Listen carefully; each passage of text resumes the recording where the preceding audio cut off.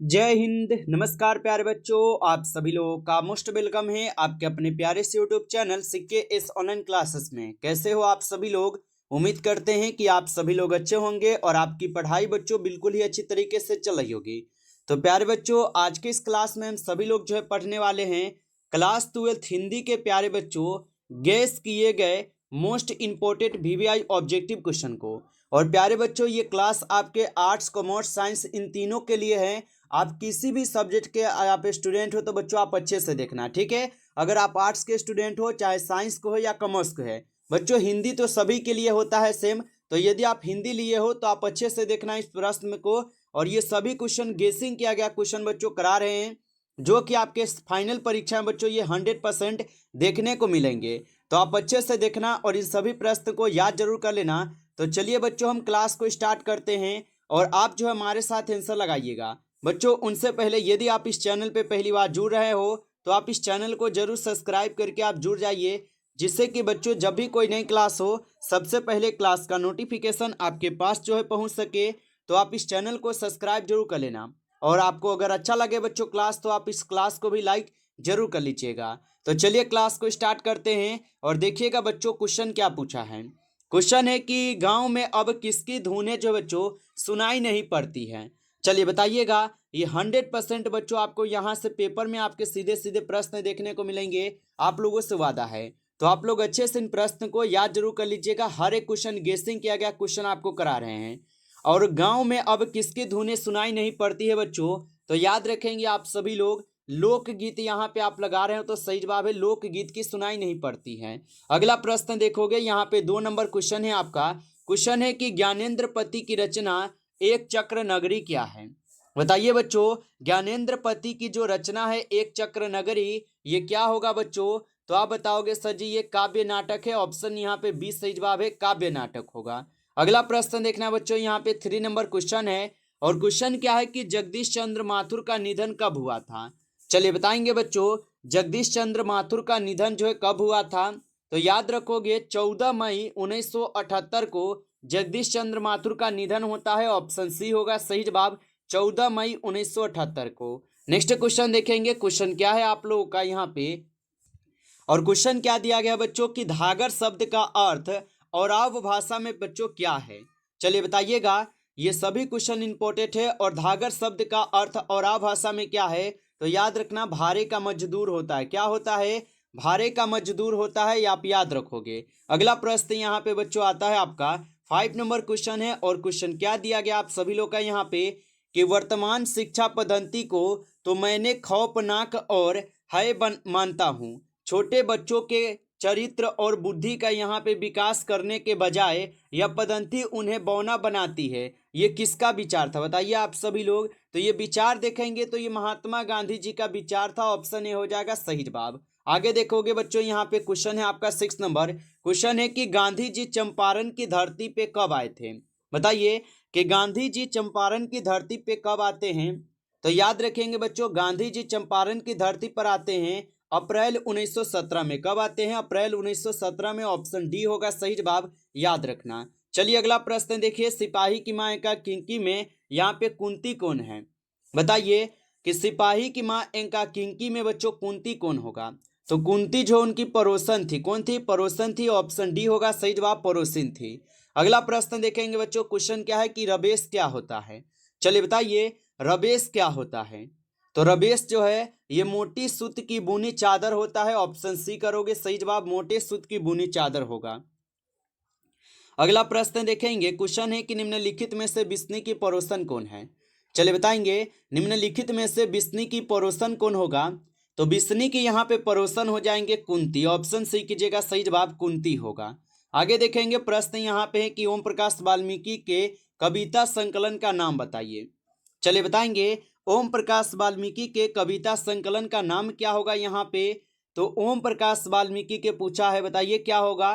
तो यहाँ पे आपके बच्चों हो जाएंगे सदियों का संताप, यहाँ पे क्या है बस बहुत हो चुका, और अब और नहीं। ये सभी क्या है, तो ये ओम प्रकाश वाल्मीकि के कविता संकलन का ही नाम है। ऑप्शन डी करना बच्चों सही जवाब यहाँ पे। आगे देखोगे प्रश्न है ओम प्रकाश वाल्मीकि को 1993 में कौन सा पुरस्कार मिला था। चलिए बताइएगा ओम प्रकाश वाल्मीकि जी को 1993 में कौन सा पुरस्कार मिला था?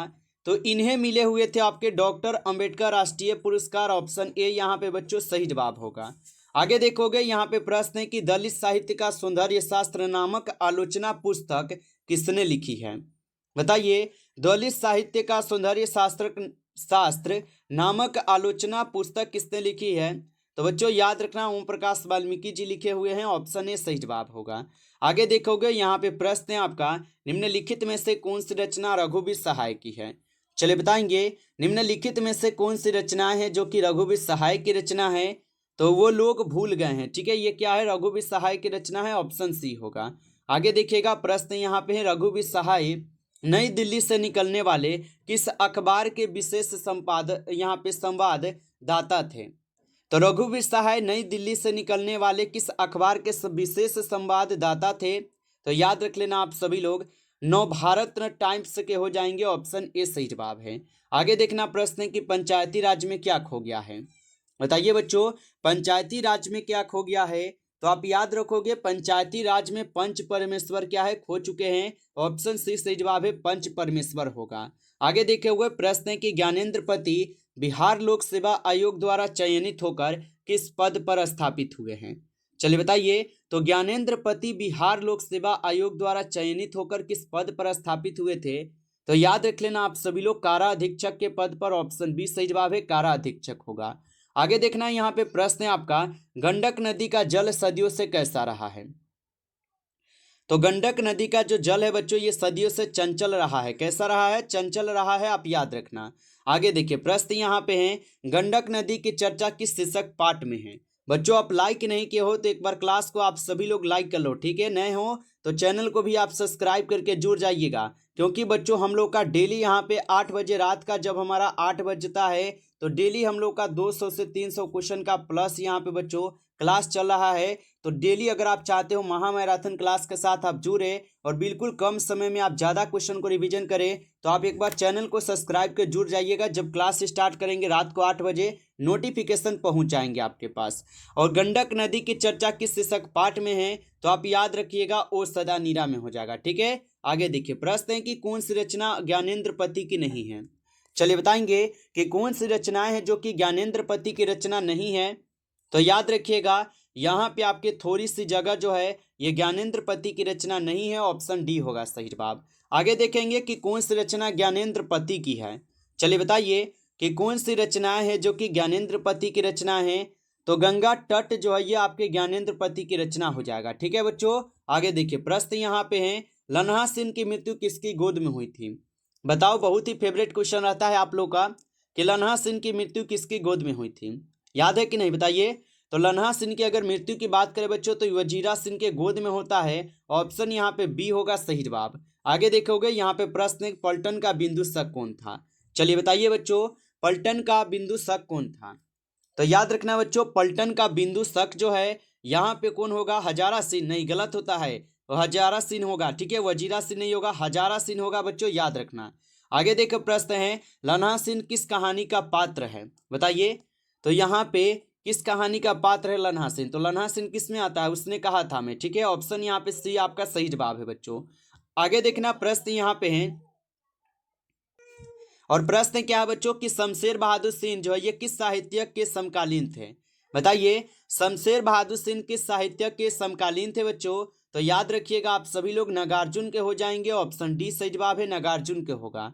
चलिए अगला प्रश्न देख लीजिएगा। क्वेश्चन है, शमशेर बहादुर सिंह की रचना किस स्पतक में आनी शुरू हुई थी? तो अगर इसकी रचना देखें बच्चों तो इनकी रचना दूसरा स्पतक में शुरू हो जाती है। ऑप्शन बी सही जवाब होगा। अगला प्रश्न देखेंगे, शमशेर बहादुर सिंह ने सोवियत रूस की यात्रा कब की थी? बताइए बच्चों कि शमशेर बहादुर सिंह ने सोवियत रूस की यात्रा कब किए थे? तो शमशेर बहादुर सिंह जो ये सोवियत रूस की यात्रा 1978 में किए थे। ऑप्शन बी यहाँ पे सही जवाब है, 1978 ईस्वी में। आगे देखोगे बच्चों यहाँ पे प्रश्न है, शमशेर बहादुर सिंह की कौन सी यहाँ पे रचना है? बताइए, तो शमशेर बहादुर सिंह की बच्चों यहाँ पे अगर रचना की बात करें तो उदितता जो है ये शमशेर बहादुर सिंह की ही रचना है। ऑप्शन सी है। आगे देखोगे प्रश्न है कि शमशेर बहादुर सिंह ने 1978 में किस देश की यात्रा की थी? तो शमशेर बहादुर सिंह ने 1978 में किस देश की यात्रा किए हैं? तो याद रखना आप सभी लोग संयुक्त राज्य अमेरिका के हो जाएगा, ऑप्शन ए सही जवाब होगा। अगला प्रश्न देखेंगे, क्वेश्चन है शमशेर बहादुर सिंह ने किस स्थान से बीए किया था? बताइए। तो शमशेर बहादुर सिंह ने किस स्थान से बीए किया है? तो यह बीए किए हुए थे आपके इलाहाबाद से, ऑप्शन ए सही जवाब है, इलाहाबाद से किए थे। आगे देखेंगे प्रश्न, शमशेर बहादुर सिंह का संबंध किस विश्वविद्यालय से रहा है? तो शमशेर बहादुर सिंह का अगर जन्म देखेंगे बच्चों तो विक्रमशिला विश्वविद्यालय उज्जैन से है, ऑप्शन सी होगा। अगला प्रश्न है कि आंख हाथ बनते हुए कविता किस कवि की रचना है? बताइए, आंख हाथ बनते हुए कविता किस कवि की रचना है? किसका बता रहे हो? ज्ञानेंद्रपति, बिल्कुल सही जवाब है, ज्ञानेंद्रपति ही होगा, ऑप्शन ए है। चलिए आगे देखिए, प्रश्न है गांव के घर के भीतर आने से पहले किसे खांसकर आना पड़ता था? युवकों को नहीं, ये तो गलत है, बुजुर्गों को। ठीक है, बुजुर्गों को आना पड़ता था खांसकर, ऑप्शन बी होगा। आगे देखोगे यहाँ पे प्रश्न है कि प्रसाद जी की किस कृति में आधुनिक मानव सभ्यता की मार्मिक समीक्षा की गई है? बताइए। तो प्रसाद जी की किस कृति में आधुनिक मानव सभ्यता की मार्मिक समीक्षा की गई है? तो आप याद रख लेना, कमायनी में की गई है, ऑप्शन डी आपका सही जवाब है, कमायनी में की गई है। अगला प्रश्न देखेंगे, यहाँ पे आपका प्रश्न दिया गया है कि कमायनी प्रसाद जी की किस प्रकार की यहाँ पे कृति है? बताइए, कमायनी प्रसाद जी की किस प्रकार की कृति होगा? तो आप याद रखना, ये प्रबंध काव्य में आते हैं, ऑप्शन बी होगा सही जवाब, प्रबंध काव्य में आते हैं बच्चों, याद रखना। नेक्स्ट क्वेश्चन है कि झरना शीर्षक काव्य संकलन किस कवि की रचना है? बताइए। और झरना शीर्षक काव्य संकलन किस कवि की रचना है बच्चों? तो किसका बताओगे? सुभद्रा कुमारी चौहान जी की है। ठीक है, किसका है? सुभद्रा कुमारी चौहान जी की ये रचना है, आप याद रखना। अगला प्रश्न यहाँ पे आता है कि तितली उपन्यास किसकी रचना है? बताओ।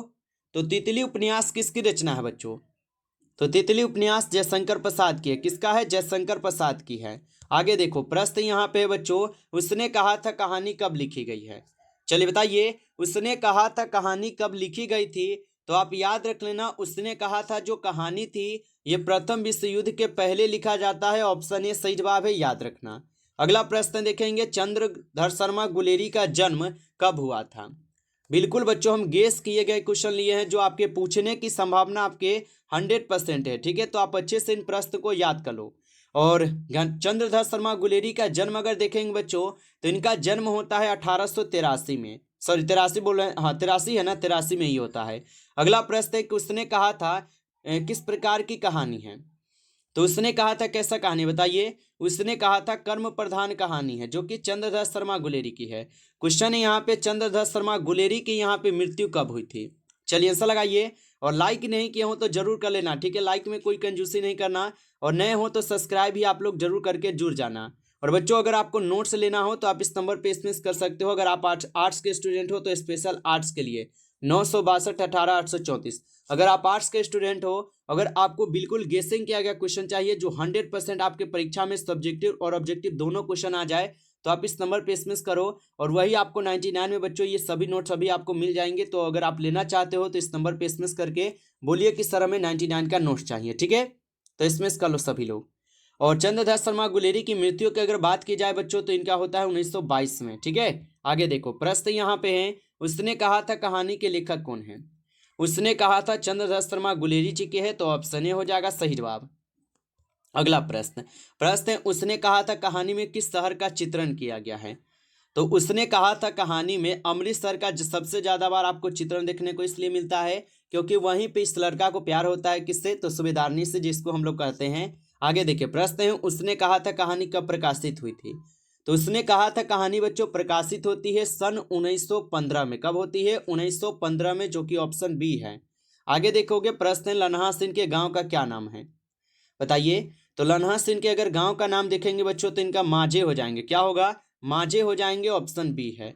आगे देखना, प्रश्न यहाँ पे है सुभद्रा कुमारी चौहान का जन्म कब हुआ था? बताओ आंसर क्या होगा? तो सुभद्रा कुमारी चौहान का अगर जन्म देखे बच्चों तो 16 अगस्त 1904 को होता है। कब होता है? 16 अगस्त 1904 को। अगला प्रश्न है सुभद्रा कुमारी चौहान के पिता का नाम क्या था? बताओ आंसर क्या होगा? तो सुभद्रा कुमारी चौहान के अगर पिता का नाम देखेंगे बच्चों तो इनके पिताजी का नाम था ठाकुर रामनाथ सिंह। ऑप्शन सी सही जवाब है, ठाकुर रामनाथ सिंह होगा।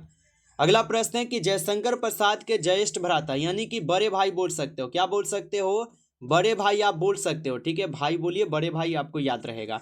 तो बड़े भाई का नाम क्या था बताओ। तो आप लोग बताओगे कि उनके बड़े भाई का नाम था शंभुरतन, ठीक है, क्या था, शंभुरतन था। अगला प्रश्न, क्वेश्चन है कि भूषण ने मुख्यतः किस भाषा में रचना की थी। तो भूषण जो है ये मुख्यतः ब्रज भाषा में रचना करते हैं, ऑप्शन बी होगा। अगला प्रश्न है, छत्रसाल की तलवार ने कौन सा रूप को धारण कर रखा है। तो छत्रसाल की तलवार जो ये रौद्र रूप को धारण किए हुए हैं, ऑप्शन ए हो जाएगा सही जवाब। आगे देखो यहाँ पे प्रश्न है, काशी में कितने वर्ष रहकर तुलसीदास विध्ययन किए थे। तो काशी में कुल तुलसीदास 15 वर्षों तक रहे थे और 15 वर्षों तक ही विध्ययन भी किए थे, तो ऑप्शन बी हो जाएगा सही जवाब। तो बच्चों इस क्लास में आपके हिंदी के टॉप 50 गेसिंग किए गए क्वेश्चन हम लेकर आए थे, जो कि काफी इंपॉर्टेंट थे। क्लास कैसा लगा है आप लोग बताना, ठीक है, और अच्छा लगा हो तो आप जरूर क्लास को लाइक कर लेना। नए हो चैनल पे तो सब्सक्राइब कर लेना, ताकि बच्चों जब भी क्लास में स्टार्ट करूँ नोटिफिकेशन पहुंच जाए आपके पास, ठीक है। तो नए हो तो सब्सक्राइब कर लेना। और बताइए कि क्या और भी आप लोग को बिल्कुल गेसिंग किया गया क्वेश्चन हम क्लास लेकर आए, एक बार आप लोग कमेंट करके हमें जरूर बताना है। आप लोग का इंतजार करेंगे, ठीक है, क्या करेंगे, तो इंतजार करेंगे बच्चों सभी लोगों का। आप लोग एक बार बताना हमें जरूर, ठीक है। चलिए तब तक के लिए सभी प्यारे बच्चों को टेक केयर, अच्छी तरीके से तैयारी करते रहिए।